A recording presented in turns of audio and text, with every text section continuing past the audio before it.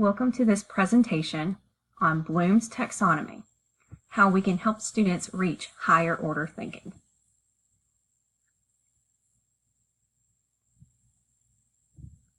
Getting students to reach Bloom's higher order thinking skills may seem like an insurmountable climb, but it is far from impossible.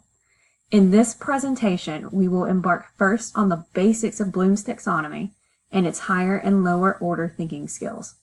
Then, as we ascend the topic, we will discuss suggestions for teachers helping students reach the summit of their cognitive potential. Figure 1 details the various levels of Bloom's taxonomy, taking into account both the original and the revised categories. Students begin at the bottom levels of knowledge remembering, depending on which of the original or revised editions being considered, and progress from there. It is generally accepted that a student must master their current level before they can rise to the next. For the purpose of this presentation, we will consider the revised taxonomy. The three lower order thinking skills referred to here as lots are remembering, understanding, and applying. Respectively, they represent a student's ability to recall information, comprehend an idea or concept, and use learned knowledge or information in a new situation. Higher order thinking skills, referred to as HOTS, are more complex. They are analyzing, dividing information into various components, evaluating, assessing validity of information and making judgments on value, and creating, compiling information into a new whole. As students progress through the various levels, they will move from acquiring and understanding information to problem solving and decision making. So how do we help students reach the higher levels? It may be easier than you think. Students learn best when they actively participate in class, face challenges that test their abilities, and receive constructive feedback from peers and instructors. This process is a cycle that perpetuates learning. When students are motivated or interested in a topic, they are more likely to participate in class and assignments. Their interest wanes if the material is not challenging enough or is too difficult. Once students are sufficiently engaged, constructive feedback can help them understand their own performance and subsequently make changes in order to produce better results. When all of these factors are considered and implemented, students are more likely to succeed. And as their confidence rises, they feel more comfortable participating in class, starting the cycle over again for the next topic. Eber and Parker state that for many models of cognitive development, in order for a student to reach a higher level of development, a moderate level of discomfort must be felt with his or her current level of functioning. Students must be given the opportunities to learn the higher levels of cognition, but since each stage must be mastered before progressing to the next, it is necessary to assess what levels have already been achieved.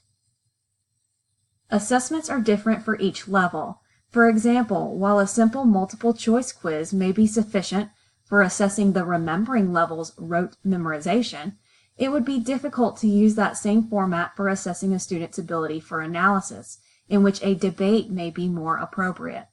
Some assessments may not be possible with pen and paper, and may require a presentation or other activity in which the instructor can observe and assess student performance.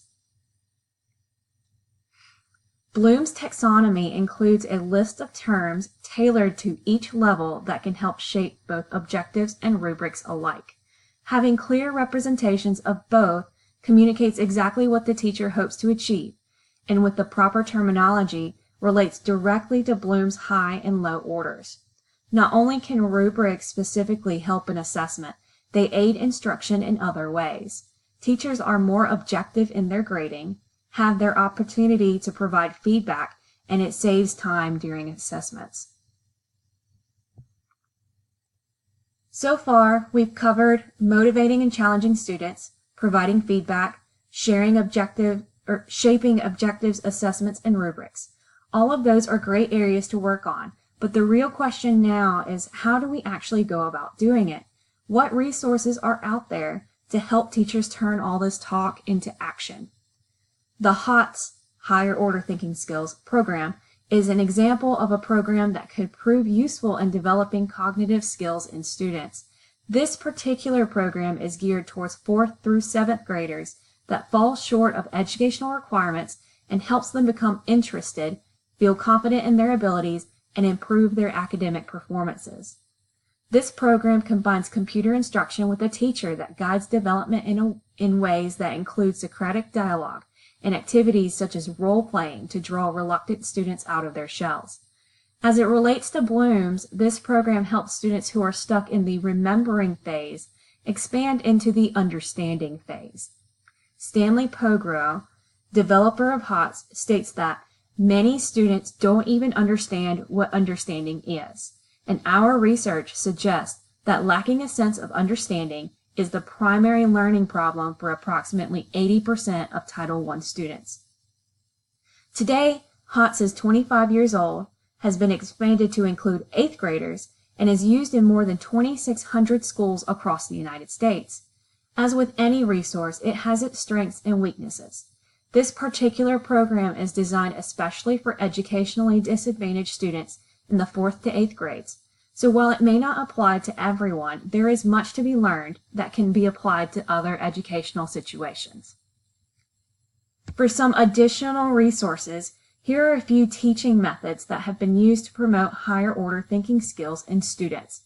I've included some sources here that go into more detail on how some of these methods have been used to help HOTS development.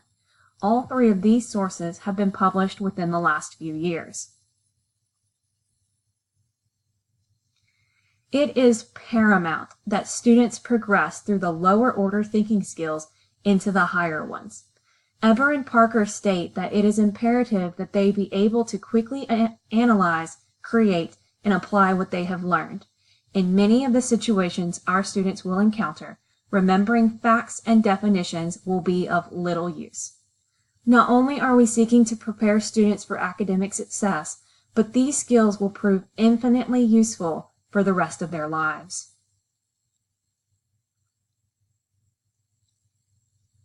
I'd like to thank you for participating in this presentation with me. Please provide me some feedback. I would love that. And thank you again. Thanks.